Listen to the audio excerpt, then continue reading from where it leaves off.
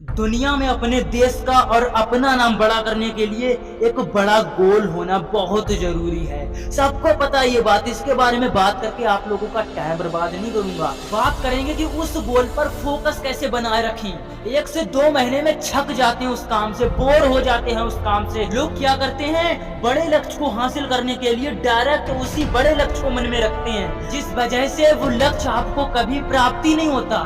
देखो ध्यान से सुनना, बड़े लक्ष्य को पाने के लिए आपको अपना पूरा फोकस डायरेक्ट बड़े लक्ष्य पर नहीं डालना, बल्कि आपको एक एक चीज पर फोकस करना है। एकदम कोई बड़ा लक्ष्य हासिल नहीं होता है मेरे दोस्त। आप लोग मिल्खा सिंह को तो जानते ही होंगे, एक सेकंड नहीं जानते होंगे। हिंदुस्तान का 50% युवा नहीं जानता होगा, लेकिन कैरी मिनाटी को हर कोई जानता होगा। जानोगे भी कैसे? फालतू की रील्स देखने से टाइम मिले तो ना। अभी गूगल पर सर्च करना जाकर, भारत का सबसे तेज दौड़ने वाला धावक कौन है, पता चल जाएगा। वो बंदा जिसने बचपन में ही अपने भाई बहन को खो दिया, फिर कुछ समय बाद भारत और पाकिस्तान के विभाजन के चलते उनके माँ बाप की हत्या कर दी गई। ये सब नजारा उस बच्चे ने अपनी आंखों से देखा था और आगे कई सालों तक उन्हें यह अनाथ होने का दर्द सताता रहा। बिल्कुल अंदर से टूट चुके थे, यहाँ तक परेशान होकर उन्होंने एक बार तो डकैत बनने तक का फैसला ले लिया था, लेकिन भाई मलखान के समझाने पर उन्होंने इंडियन आर्मी ज्वाइन की। यहीं से उनका मिल्खा सिंह से फ्लाइंग सिख का सफर शुरू होता है। याद रखिए, सरदार मिल्खा सिंह कोई रेस में तेज नहीं थे और नहीं तो भागते तेज थे। उनकी सफलता का कारण था उनके पास हर बार कोई ना कोई गोल था। पहली बार मिल्खा सिंह क्यों जीते?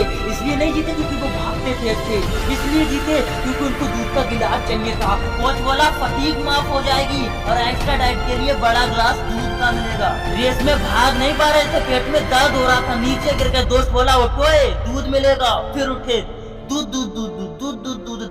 दिमाग में एक क्लियर फोकस आ गया। जी हाँ, ये फोकस, मैं ऐसे ही छोटे फोकस की बात कर रहा हूँ। उनका फोकस ये नहीं था कि मैं इंडिया का सबसे तेज दौड़ने वाला धावक बनूंगा। ये फोकस बड़े कमाल की चीज है जी। जिस चीज पर आप फोकस करोगे आप वैसे ही बन जाओगे। कुछ पाने के लिए मिल्खा सिंह जैसा फोकस होना बहुत जरूरी है।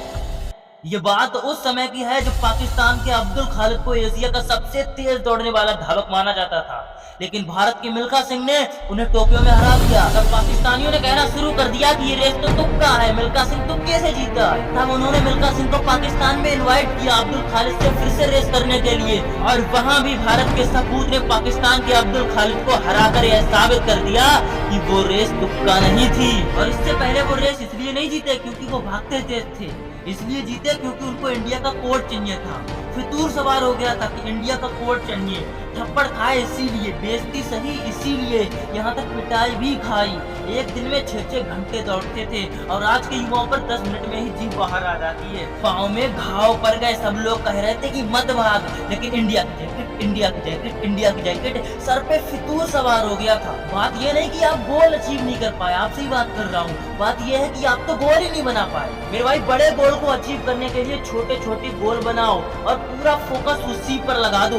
मिल्खा सिंह की आखिरी इच्छा थी कि वो ओलंपिक गोल्ड मेडल जीत हासिल करें और इंडिया का नाम गर्व से ऊंचा करें। इसी सफर के चलते फ्लाइंग सिख के नाम से जानने वाले मिल्खा सिंह ने 18 जून 2021 को इस दुनिया को अलविदा कह दिया था। उनका ये सपना कि उनकी आंखों के सामने कोई इंडिया का बंदा ओलंपिक गोल्ड मेडल जीत के लाए, फिलहाल तो उनकी जीते जी नहीं ला पाया, लेकिन उनकी मृत्यु के 1 साल बाद नीरज चोपड़ा जी ने उनका ये ख्वाब पूरा किया। सैल्यूट है ऐसे भारत के सपूतों को, हमें इनसे इंस्पायर होना है। और यह बात याद रखना है कि डायरेक्ट बड़े गोल पर आपका फोकस नहीं होना चाहिए, बल्कि उसी फोकस के लिए छोटे छोटे गोल बनाओ और उस गोल पर पूरा फोकस होना चाहिए।